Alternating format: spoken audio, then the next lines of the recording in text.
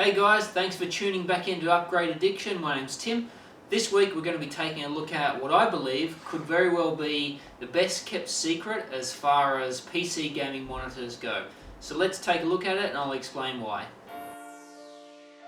So here it is. This is exactly how it comes when you receive it. It just comes in some clear bubble wrap. Let's crack it open and I'll show you what's inside.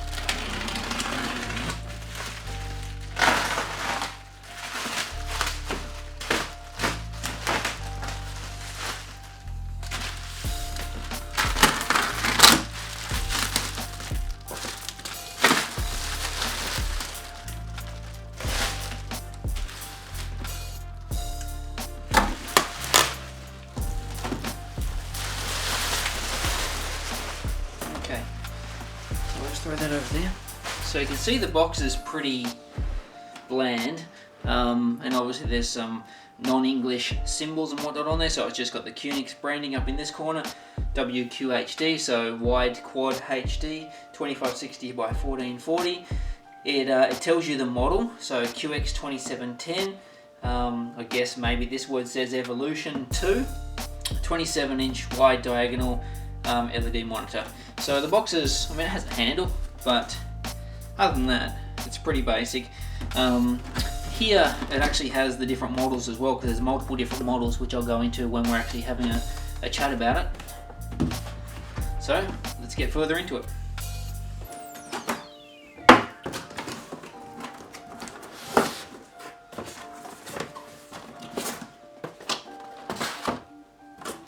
So it's fairly well packed inside. I don't know if you're going to be able to see it.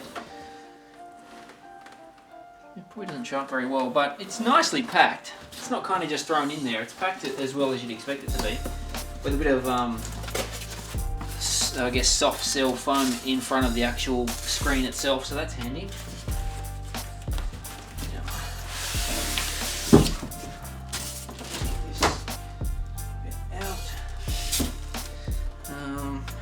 Okay, so that's all that's in the box, so I'll just set that down there to give me some more room. Let's have a look what's in here first. Okay, so we've got the power adapter brick. We've got a 3.5mm audio jack or audio cable. We've got a power cable, which obviously isn't an Australian spec one, but it comes with an adapter. Which obviously goes on there somehow and just converts it, but we've got that. And we've got a dual link DVI cable as well. So what I know from the previous models of these that I've bought is, I mean, these DVI cables are okay, but it's interesting that some people have found that they get better response out of it or better overclocking ability if they use a higher quality dual link DVI cable. So I've got a nice one, so I probably won't use that one. And you get a I guess a instruction booklet as well, which isn't probably much good to most of us unless we can read whatever language that's written in. And that's it. So the monitor itself looks like it comes with the stand in the base here. Now I know what to expect. This is I've bought a bunch of these in the past, but I'm just unboxing it just so that you guys get an idea of how it actually comes to you. This is a Tricky Beat production. That over there. This one out. That there. Alright, so now we get a look at the monitor itself. So it's not the worst looking monitor. Obviously this is the matte version. I'm not sure how well it's coming up on screen there. This part of the room's not lit very well, but it's really not that bad a looking monitor. So we'll get the stand on it now.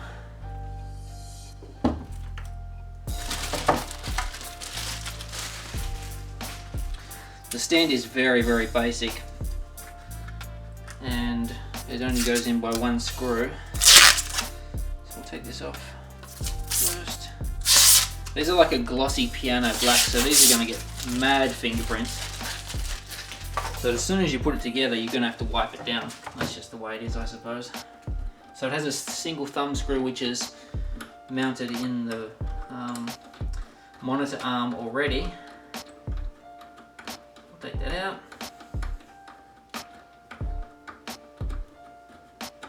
Wow, okay, it's going forever. How long is this screw? Okay, there we go. It simply just clips on. And then we run it up again.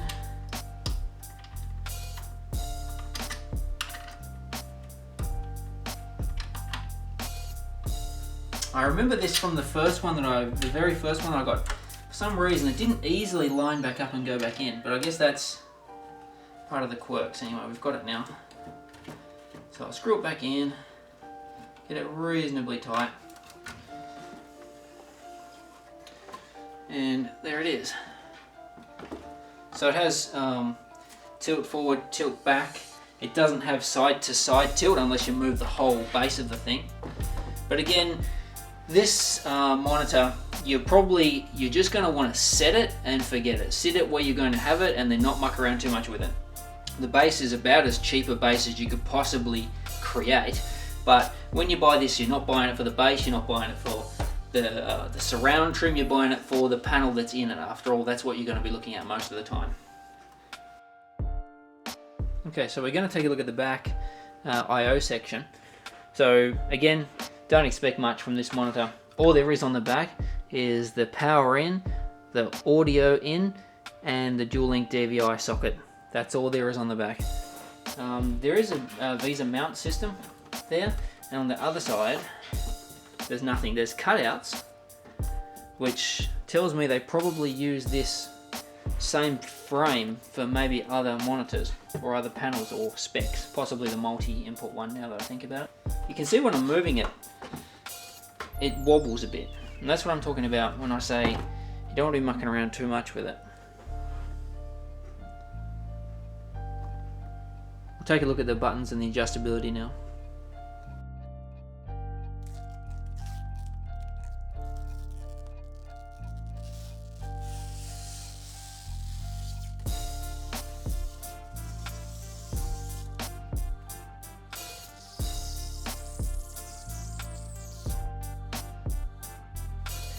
So what we've got here on the control panel, I'll go into more of this when I've got it on, but just want to give you an idea initially as we go. So all there is down here is the on-off button, volume up and down, and brightness up and down. That is all the control you've got over it. There's no on-screen display when you've got it on. All you can do is just change the volume if you happen to have audio running through it, and also the brightness of it. That's all.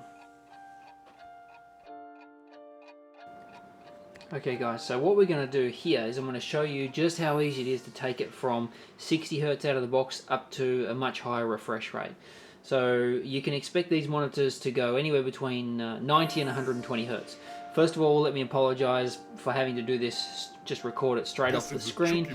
I tried a bunch of different screen recording software, and for some reason none of them liked to work with DaVinci Resolve. So anyway, we'll do it straight off the screen. So from the desktop, and also keep in mind this is actually a guide that'll work for NVIDIA graphics cards only. With AMD cards, it's a little bit more involved, and you do need to download a third-party piece of software to get it to work properly. But anyway, on an NVIDIA card, right-click anywhere on the desktop, go to NVIDIA Control Panel. You'll see here that we're in the Resolution tab. We've got it here at 60 Hz. All you need to do is go Customize, create a custom resolution. This number here is the number we're looking at. It's set at 60. Let's bump it to 100. Test. Does a quick test. Says, do you want to keep the settings? Yep, let's save that. So now it's still sitting at 60 Hz, you'll see, but it's created a custom resolution here, which is the native resolution at 100 Hz. So if we apply that, that's literally all you need to do, and you're sitting at 100 Hz. Boom, just like that. Now, let me show you what happens if you try and push this too far, because you're not sure, it's a bit of luck of the draw, you're not sure whether you're going to get one that goes to 90 or higher. So if we go a bit higher, we'll create another resolution with 110 Hz this time. Alright, so that's what happens. Something like that will happen if you go too far. So you just want to go no, you don't want to keep those changes. Cancel out, cancel out.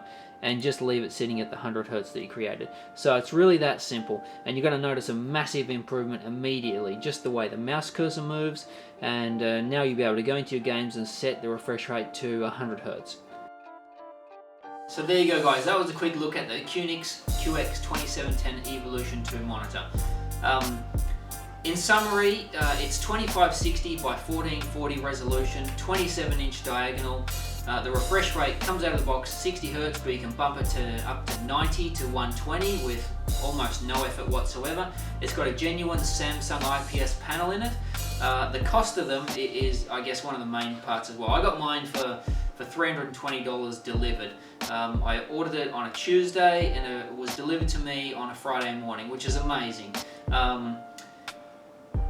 What you want to keep an eye out for is, if you go looking for these, and I'll try and minimize the confusion, is I'll put a link in the description to the exact one you want to buy if you're looking at picking one up. And the reason I'll do that is because there's 4 different models. There's the one I've got, which is the matte DVI only. There's a glossy DVI only, but I've heard reports that the glossy screen doesn't look that amazing. There's also a matte and glossy multi-input version, and the reason you don't want the multi-input version is because that can't be overclocked, and obviously that's one of the main draw cards for the monitor. So I'll put the exact model you'll want to buy if you're interested in the description, so look for that. Now, it's not, I guess it's all not amazing. There are some cons that come with it. The first one is the build quality. So the stand and the trim isn't amazing, and it's got fairly average quality control. Sometimes the trim doesn't fit very well, the stand is wobbly, but you don't buy it for that. You buy it for the panel that is within it. There's no on-screen display options. You can't tweak anything. You can really only change the brightness and the sound level, that's all. There's effectively no warranty. Well, I see it as that way because if there was any issues with it, you'd be expected to post it back to Korea at your own cost. Now, from where I live, it just wouldn't be worth it. But in saying that, this is the second one I've personally had, and it's the 5th one that's now in my group of PC gaming friends, my close group, and none of them have had any issues whatsoever. So yeah, it seems like a bit of a gamble, but I've never had any issues with it whatsoever. So I strongly suggest, if you're looking at upgrading to a monitor that isn't going to cost a fortune but has some amazing specs, definitely take a look at this. If you were to look for a brand name monitor which has the same matching specs, you'd be spending nearly triple than the cost of this. So my recommendation would be definitely to do some more research on this if you're not content with what I've said, and definitely give it some consideration. So thanks again guys for tuning in for this week's video. Keep an eye out next week. I'll have a fresh one for you guys to watch, and happy to answer any questions in the comments below. Thanks again, and I'll see you next week.